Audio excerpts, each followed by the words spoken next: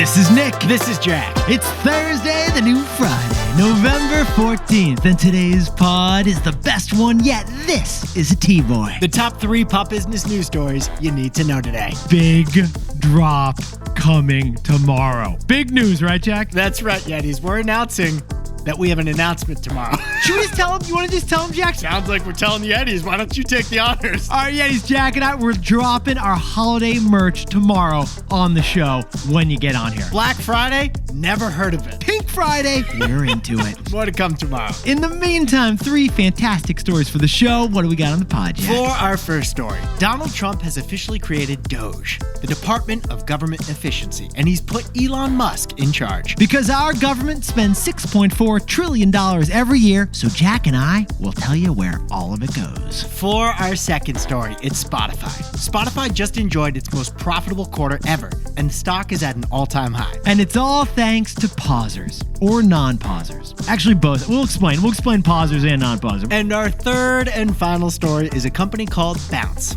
Bounce just raised big money to become the Airbnb of suitcases. Yetis, what if Jack and I told you you could leave your luggage in a locker at Starbucks? But Yetis, before we hit that wonderful mix of stories. Fantastic mix of stories. Really curious about the luggage, Jack. Congratulations to the 3 new inductees to the U.S. Toy Hall of Fame. Ah, the U.S. Toy Hall of Fame, located up in lovely Rochester, New York. Past inductees include Cabbage Patch Kids, Ooh, Scrabble, and The Ball. Simply The Ball. Probably chosen by the museum curator's children. But the newest inductees are Transformers and a playing card game called Phase 10. Balloon got snubbed again. But the most important new toy in the Hall of Fame is My Little Pony. My Little Pony. My Little Pony is finally in the Toy Hall of Fame. Because My Little Pony brings in $1 billion in revenue every year for its parent company, Hasbro. In fact, My Little Pony has a $70 million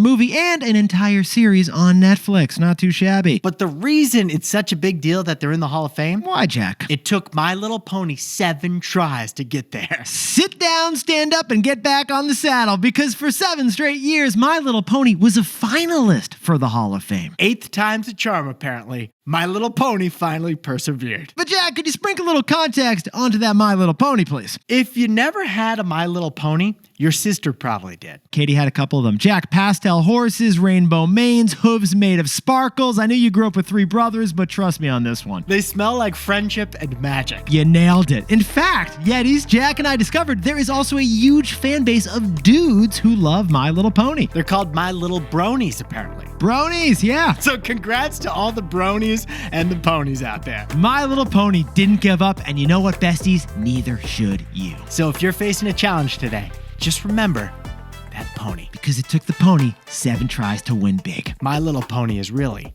our little pony. Yes, it is, Jack. Let's hit our 3 stories, baby. 15 years before this song, 2 boys from the Northeast met in a dorm. They had an idea that caused a cultural storm. It's the best one yet, but the best is the norm. Jack, Nick, that's it. I don't even think they need to practice. 50%, that's a fat tip. T-Boy City on your list. If you know, you know, cause we ready to go. We can't wait no more, so just start the show.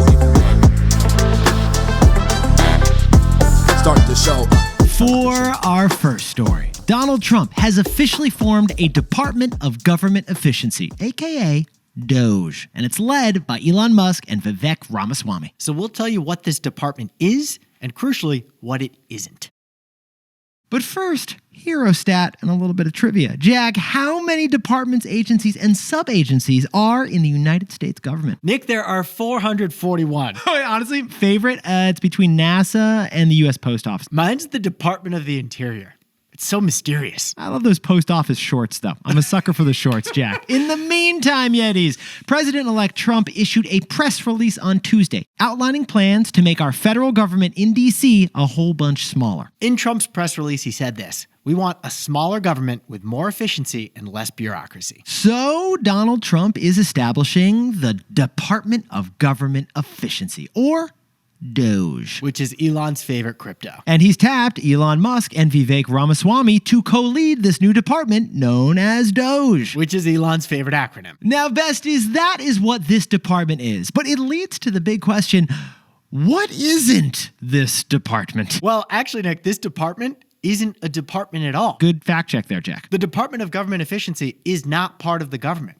It's outside of government. So it's more like a private consultancy, actually. Yeah, I like the way you described it. It's actually just like McKinsey or Bain. Elon and Vivek are going to be writing reports and recommendations and findings like any consultancy. Which the government can implement or ignore, just like with a consultant. Or more likely, they're going to do social media posts on X, all with the goal of making the government more efficient. There's still a whole lot of questions that need to be answered, but Doge is a new government department that's not actually part of the government. But here's what Jack and I found fascinating about this story. There is some interesting precedent here, isn't there, Jack? Let's just look at Big Tech's year of efficiency that just finished up. 2 years ago, Elon Musk bought Twitter and immediately cut 2/3 of the staff. Twitter has way fewer content moderators now, but to everyone's surprise, it still functions pretty decent. And here's the interesting thing. Those Twitter cuts by Elon, they actually inspired the whole tech industry to get a whole lot leaner too. Amazon, Google, Meta, each eliminated over 10,000 jobs at their tech companies. Zuck branded the whole thing the year of efficiency. It's like the entire tech industry took a whole bunch of Ozempic. And now Trump wants the government taking Ozempic. And he wants Elon Musk to distribute that Ozempic dose. Exactly. He wants Elon to turn that trend against the U.S. government with Doge, the Department of Government Efficiency. 3 million federal government workers are probably nervous about their jobs right now. But cutting jobs isn't really the measure of success here. Cutting waste is the measure of success. True. If this eliminates unnecessary, duplicative, or outdated things that our government does, that would be a win. Maybe you can't expense Taco Tuesdays at the Treasury for the whole office anymore, Jack. If this eliminates good regulation that protects people, that'd be a loss. But either way, here is the big question. Will Doge, this brand new crypto-inspired government agency that's not really part of the government, actually save us money? So Jack, what's the takeaway for our buddies over at Doge? Government isn't the same as Twitter. Now, Yetis, Jack has a public policy degree. I basically dropped out as I was about to start one. So we've been curious about this story. We know that the U.S. federal government spends $6.4 trillion a year on a whole bunch of things. So if Elon and this department are going to cut spending, that's a whole lot of potential spending to cut. So Jack, toss on that math key and let's dive into the data, man. What are the government spending numbers? Well, 61% of federal government spending is actually for mandatory programs like Social Security and Medicare. And 13% of our government spending is actually on interest, which we pay on our big national debt. What about the remaining 26%? Half of it goes to national defense. The military, our soldiers, our nukes, our tanks. So add it all up, Yetis. At 87% of our federal spending, it's basically untouchable. Social Security, Medicare, interest on debt, and the military.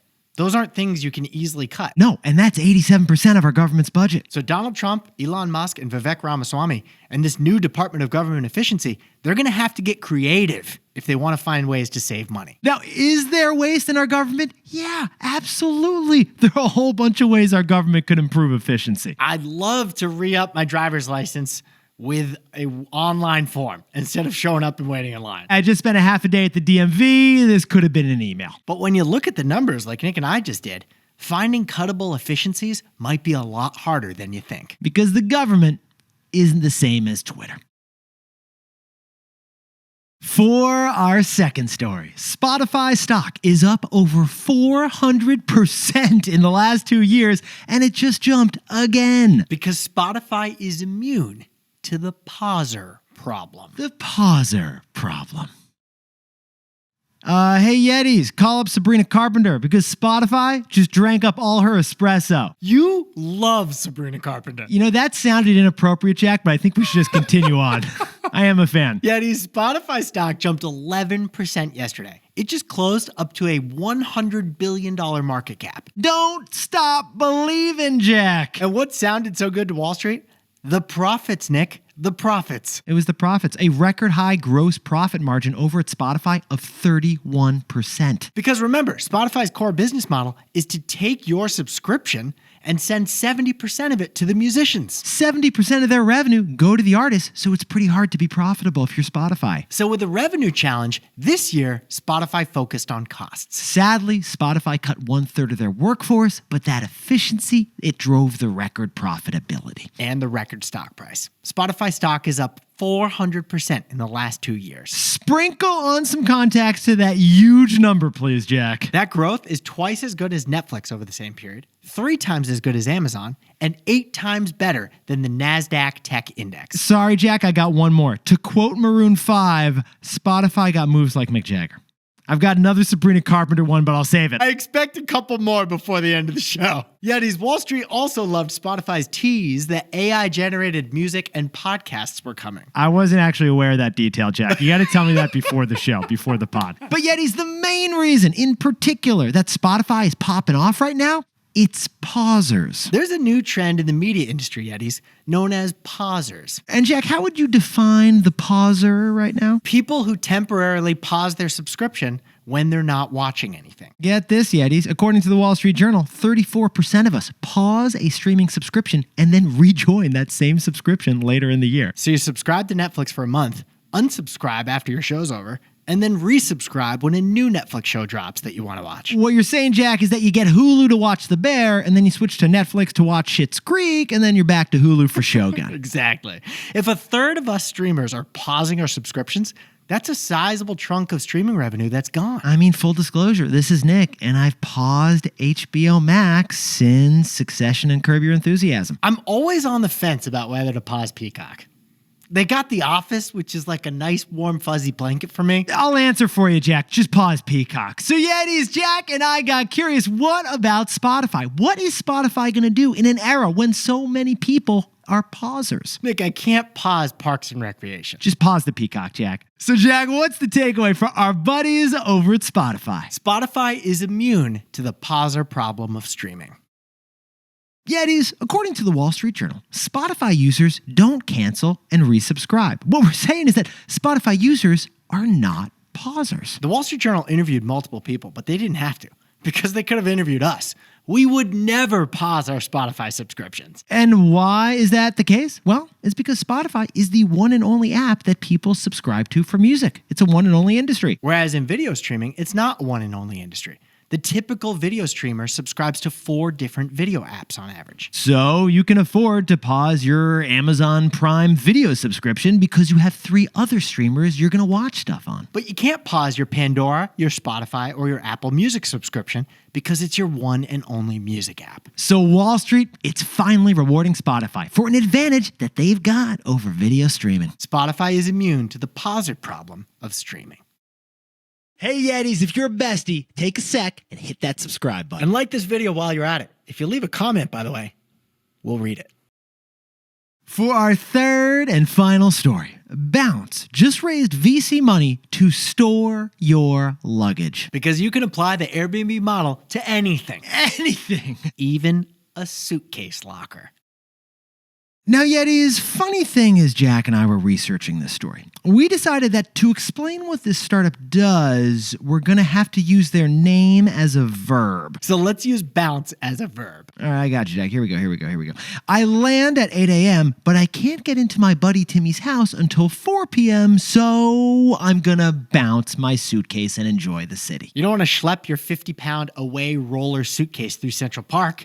So you're going to bounce it for those 8 awkward hours until you can get into your place. Bounce. Their business is short-term storage for travelers with luggage. Basically, they've set up a suitcase storage unit in a Starbucks that you can book for like $4 for the whole day. They've scaled the closet. What they'll do is they will hold your luggage before a hotel check-in will take your luggage. Or they'll hold your luggage after you've checked out, but you don't fly to the airport until this evening. Or they'll hold any package you got because you're busy at work and then you can grab it when you're out of work. Based on that simple value proposition, holding your stuff for a few hours, revenue has grown 20x in the last 2 years. So they just raised their Series B, $19 million. Now, Yetis, Jack and I jumped in T-Boy style to the pitch deck, and we noticed that Bounce uses the same exact business model as Airbnb, but they're applying it to your suitcase. Bounce is a luggage and storage company that doesn't own any luggage or storage units. It's a platform just like Airbnb. So what do they do instead, Jack? Instead, Bounce has gotten 13,000 storage partners to sign up because those storage partners do have space and they're trying to make a little money off it. And then Bounce gives most of the money it collects from customers with luggage to the owners of the storage space who are taking in the luggage. Just like Airbnb, which gives most of the money they make to the host of the property. You need space for your Rimowa while you're exploring Toronto, you stick it in a Bounce locker over in a bodega, and that bodega gets paid. But here's the wild part. Bounce's newest customer line is hotels. It's hotels. Yetis, instead of storing your bag for free like all the hotels have always done, they may now start charging you thanks to Bounce. It's true. Ritz, they dedicate space to Bounce lockers, so you'll have to pay like $20 for an early bag check fee, just like the airplanes are charging a bag check fee. So, Jack, we got an early check-in fee, we got a late checkout fee, and now we're getting a bag check fee? This is not good news. Just like hotel breakfasts, hotel suitcase storage is now going to become an extra charge. As annoying as that is, Jack, I think every time I'm holding my suitcase, I would pay someone else to take my suitcase. You got those two-wheelers. That's the problem. Two-wheelers like herniating 3 of my discs, Jack. 4 revolving wheels that you I can dance know. with. I've I'm working on lectured it. you on this before. I'm just saying, Christmas is coming up, Jack. I'm just going to leave it there. So, Jack, what's the takeaway for our buddies over at Bounce? The physical world is taking ideas from the digital world. Yetis, for decades, the digital world needed physical space to save our digital information. You needed a floppy disk or an external hard drive until we got Google Drive and iCloud. Well, Bounce proves that that same phenomenon can happen for physical savings, too. In fact, Bounce refers to themselves as cloud storage for the physical world. Yeah, it's basically cloud storage. Like, you can store your stuff in the physical cloud with Bounce. By physical cloud, we're referring to the convenient constellation of lockers and closets that Bounce has set up across the city. And now we know what you're thinking, besties. Yes, storage units do exist. They are a thing that is an industry. Just like external hard drives do exist, but they're not as convenient as using the cloud. So convenient cloud physical storage, it proves that the physical world is taking ideas from the digital world. Jack, could you whip up the takeaways for us for the new Friday? The Department of Government Efficiency is happening. Elon's job is to save money and cut waste like he did at Twitter. But Jack and I jumped into the numbers, and the government is not the same thing as Twitter. For our second story, Spotify stock has quintupled in 2 years. The company is now worth nearly $100 billion. Because Spotify is immune to the pauser problem. And our third and final story is a startup called Bounce. They rent out lockers, closets, and storage space, Airbnb style, for your suitcase. Because the physical world is taking ideas from the digital world. Cloud storage, but physical. Someone take my Rimowa. But Yetis, this pod's not over yet. Here's what else you need to know today. First, it's been a while since we covered an IPO, man, but a big IPO may be on the way. One of Europe's biggest private companies, Klarna, the buy now, pay later app, just confidentially filed to go public. Besties, it's been a quiet year for IPOs, but markets are up, and that could mean the return of big IPOs in the first quarter. And second, Wonder, the futuristic food company whose CEO we interviewed live in New York, At our live show. just acquired Grubhub. Get this, though, Yetis. Grubhub, the delivery app, was once worth $7 billion. But Wonder just acquired Grubhub for just $650 million. Ipso facto, Grubhub lost 91% of its value in just 3 years, and now it's owned by rival Wonder. And finally, one of the biggest gas station chains in America is changing its name. That's right, the Midwestern gas chain known as Come and Go is officially rebranding. No more Come and Go. Come and Go hasn't announced their new name, but it won't be Come and Go. Come and Go came and went. Yes, it did.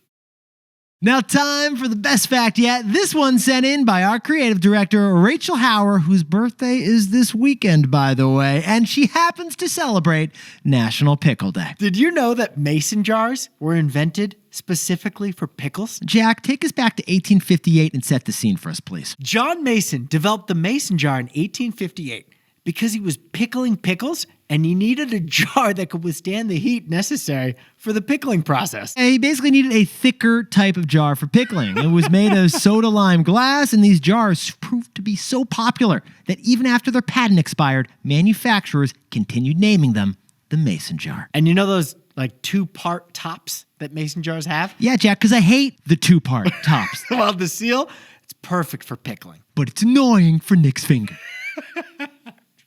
You have to use a knife. If you have to use a knife, not a great device. I feel like I've been complaining a lot on this pod. I think a lot of people will hear me, though. I don't know about that. I feel hurt. I wouldn't count on that, man. I feel hurt.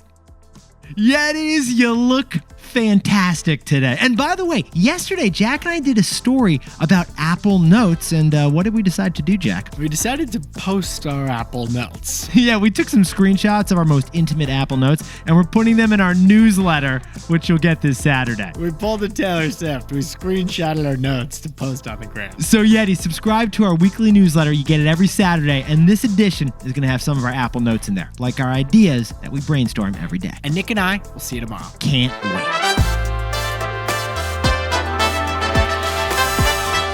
And before we go, a shout out to Amanda Whittam, a legendary Yeti who's just living her best life over in Boston, just outside Boston. We just got to tell her she's doing I want to get fantastic. together with Amanda. She's doing great. And happy 32nd wedding anniversary to Dan and Paula Hauer in lovely Grafton, Wisconsin. Not too shabby. And Anika is turning 16 years old down in Bermuda, and she's always asking her besties, HYHTBOY. That's how you grow the show. Happy 17th birthday to Jaylene Sanchez in Katy, Texas, who turned 17 on the 17th of November. So early birthday, but same birthday as my mom. And McKenna Breckenridge down in Atlanta, Georgia is a triplet, probably celebrating 3 birthdays today along with them. And happy birthday to Brian Berner in Harrison, New York. I'm sorry that Nick and I aren't Zach Bryan, but we hope this shout out suffices. I think together we're one Zach Bryan, Jack. And Tyler Brown down in Tampa, Florida is celebrating the best birthday yet. Favorite phrase? Not possible. Not possible! And a happy birthday to legendary NBA Kudrat from the great country of India. Apparently, Kudrat wishes Taylor Swift could have given them a birthday shout out, and T-Boy was the next best option. But you know what? We'll take it. I'm okay being second to Zach Bryan and Taylor Swift. But together, we're one Sabrina Carpenter. This is Jack. I own stock in Netflix and Amazon, and Nick and I both own stock in Airbnb, Spotify, and Apple.